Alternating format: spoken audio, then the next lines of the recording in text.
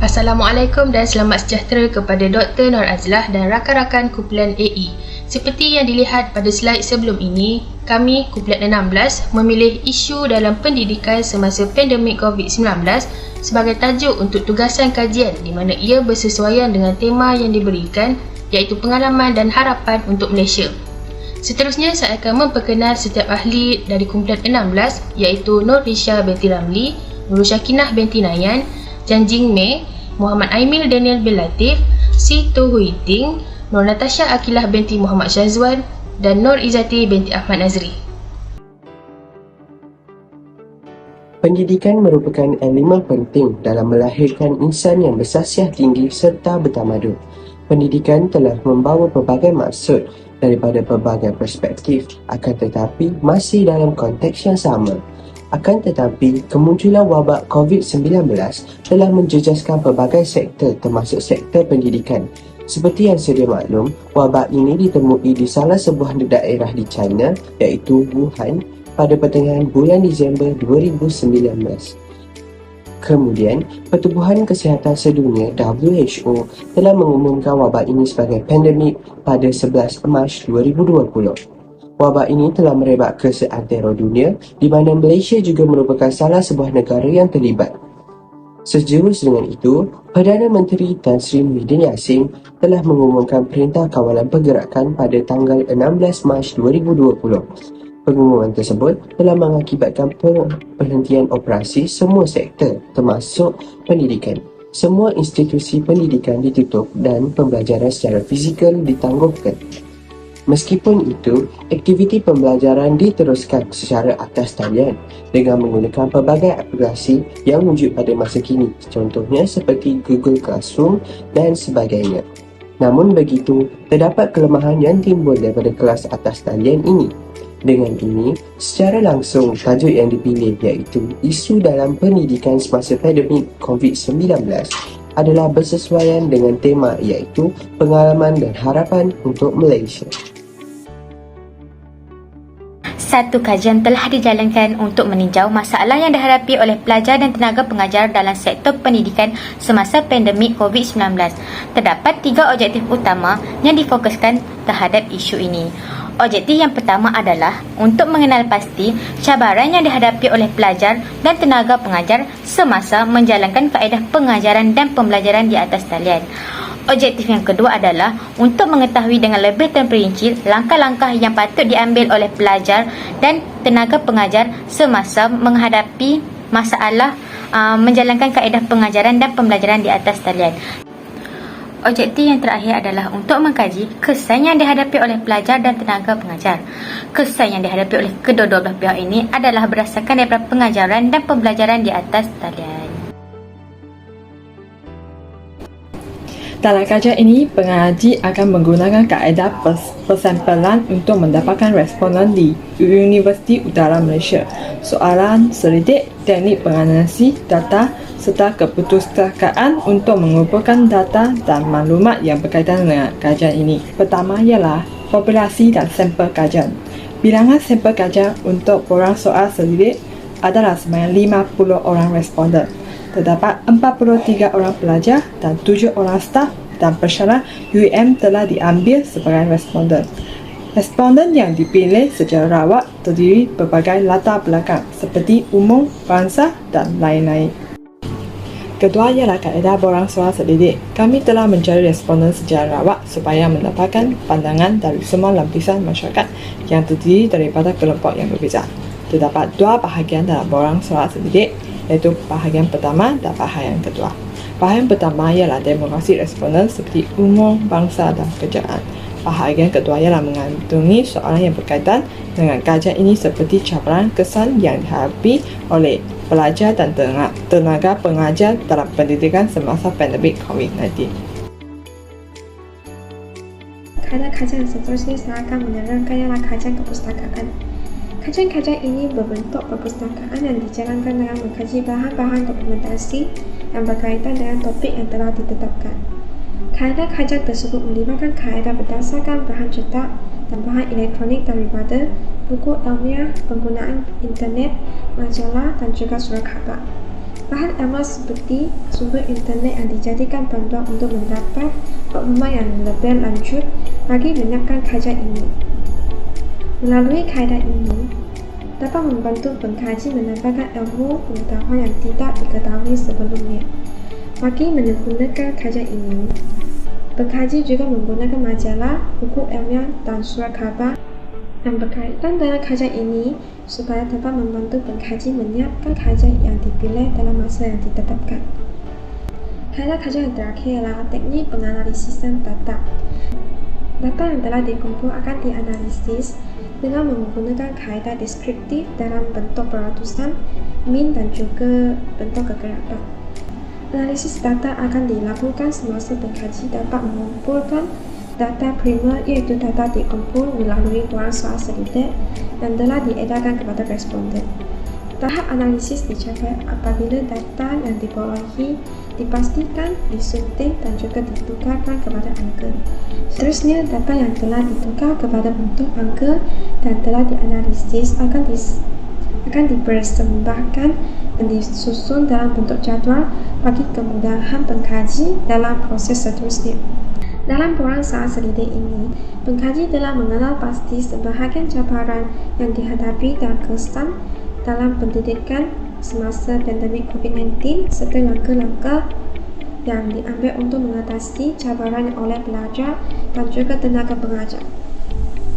Setiap peringkat penilaian diberi nilai dalam bentuk angka menggunakan antara skala Likert, iaitu angka 5 mewakili pernyataan sangat setuju, bagi angka 4 telah merujuk setuju, 3 mewakili sederhana setuju dan 2 mewakili tidak setuju, 1 sangat tidak setuju. Nilai min dan peratur min digunakan untuk melihat perbezaan pendapatan antara pelajar, pensyarah serta staf dalam cabaran yang dihadapi dan kesan dalam pendidikan semasa pandemik COVID-19 serta langkah-langkah yang boleh diambil.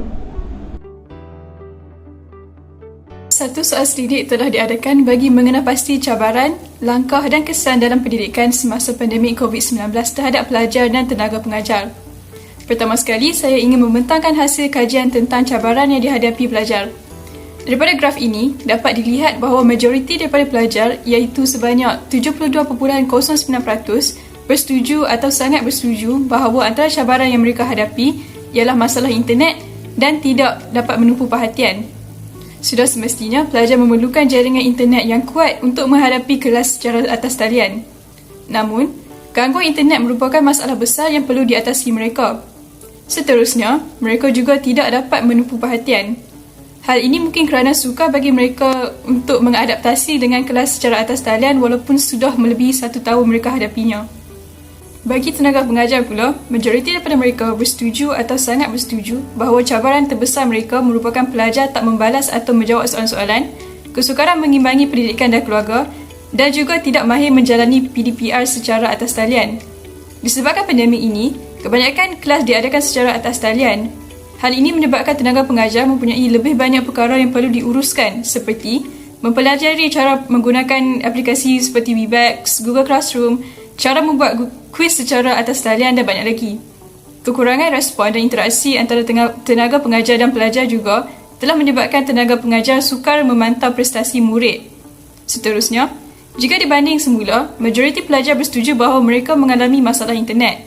Perkara ini mungkin dapat dikaitkan sebagai punca majoriti daripada mereka tidak dapat membalas atau menjawab soalan-soalan yang diberi semasa kelas atas talian. Menjalani pendidikan semasa COVID-19 adalah satu norma baru yang sememangnya telah mendatangkan pelbagai cabaran. Justeru, langkah yang bijak perlulah diambil oleh pelajar dan tenaga pengajar untuk meneruskan proses pembelajaran di rumah. Soal selidik kami yang kami gunakan melalui platform Google Form, antara langkah yang boleh diambil oleh pelajar, yang pertama adalah menumpukan perhatian dalam pengajaran. Majoriti responden iaitu 69.76% iaitu melibatkan seramai 14 responden adalah bersetuju dan 16 responden sangat bersetuju untuk mengambil langkah menumpukan perhatian semasa pengajaran. Langkah seterusnya ialah pelajar perlulah menguruskan masa dengan baik. Seramai 15 responden setuju dan 16 responden lagi sangat bersetuju untuk mengambil langkah ini. Apabila pelajar menguruskan masa dengan baik, mereka mampu untuk menyiapkan tugasan serta menghantar tugasan dengan cepat. Langkah seterusnya ialah pelajar perlulah menyediakan akses internet yang tinggi ikut kemampuan sendiri. Penyediaan akses internet yang tinggi amat diperlukan kerana semua aktiviti dalam pembelajaran adalah dilakukan secara atas talian. Contohnya perjumpaan di Google Meet antara para pelajar dan guru. Seramai 20 orang responden setuju untuk mengambil langkah ini dan 12 responden lagi adalah sangat setuju. Walau bagaimanapun, tidak semua pelajar mampu untuk menyediakan akses yang tinggi, khususnya bagi pelajar yang berasal dari keluarga yang kurang berkemampuan. Justeru, 3 orang responden adalah tak setuju dan 7 responden lagi adalah sederhana setuju untuk mengambil langkah untuk menyediakan akses yang tinggi di rumah. Langkah seterusnya ialah sentiasa interaktif dengan guru. Seramai 15 responden adalah setuju dan 16 responden lagi adalah sangat bersetuju. Dengan memberi maklum balas dan menjawab soalan dengan guru adalah amat penting untuk para guru menilai prestasi serta melihat perkembangan pelajaran para pelajar sewaktu mereka belajar di rumah. Langkah seterusnya ialah langkah yang boleh diambil oleh tenaga pengajar dalam pendidikan sewaktu pandemik COVID-19. Hanya 7 orang responden yang terdiri daripada tenaga pengajar berbanding 50 orang responden secara keseluruhan yang terlibat dalam soal selidik ini. Langkah pertama yang boleh diambil oleh tenaga pengajar ialah mereka perlulah meningkatkan ilmu dan kemahiran. Mereka perlulah meningkatkan kemahiran teknologi maklumat dan penyediaan media yang menggunakan internet. Justeru melalui penggunaan ini, mereka dapat menyampaikan maklumat secara jelas terhadap pelajar. Langkah seterusnya ialah menjalankan pembelajaran secara menarik. Seramai 4 responden adalah setuju dan 1 responden lagi adalah sangat bersetuju. Pengajar boleh menjalankan pengajaran melalui media yang menarik seperti visual, audio, grafik untuk menarik para pelajar dan mereka tidaklah bosan sewaktu belajar dalam talian. Langkah seterusnya ialah tenaga pengajar perlulah menguruskan masa dengan baik. Seramai 4 responden adalah setuju dan 3 responden lagi adalah sangat setuju.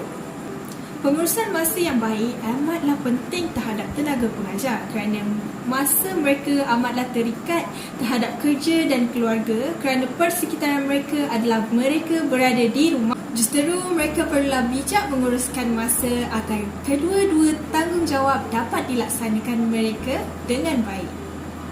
Langkah yang terakhir ialah tenaga pengajar perlulah mendapatkan capaian internet yang baik. Seramai 2 orang responden adalah setuju, 3 orang responden lagi adalah sangat setuju dan 2 orang responden lagi adalah sederhana setuju. Dengan adanya capaian internet yang baik, tenaga pengajar dapat menyampaikan ilmu tanpa sebarang gangguan. Oleh itu, amatlah wajar untuk tenaga pengajar untuk mengikuti langkah-langkah yang saya telah katakan. Walau bagaimanapun, semua langkah ini adalah tidak berhasil sekiranya tiada kerjasama antara semua pihak, iaitu antara pelajar, ibu bapa dan institusi pengajian dalam membendung isu pendidikan sewaktu pandemik COVID-19 ini. Seterusnya, kita melihat hasil kajian yang terakhir iaitu kesan dalam pendidikan akibat COVID-19. Majoriti dari responden bersetuju atau sangat bersetuju bahawa kesan dalam pendidikan adalah program latihan tidak boleh diadakan secara fizikal serta aspek tekanan mental dan emosi. Hal ini semestinya majoriti dari responden berpendapat sedemikian kerana norma baharu perlu kita adaptasikan pada masa sekarang di mana sektor pendidikan juga tidak terkecuali. Pengurangan aktiviti secara bersemuka sekarang di antara pelajar dan tenaga pengajar atau rakan sebaya akan membuatkan individu berasa tertekan di samping cabaran-cabaran yang telah dijelaskan sebelum ini.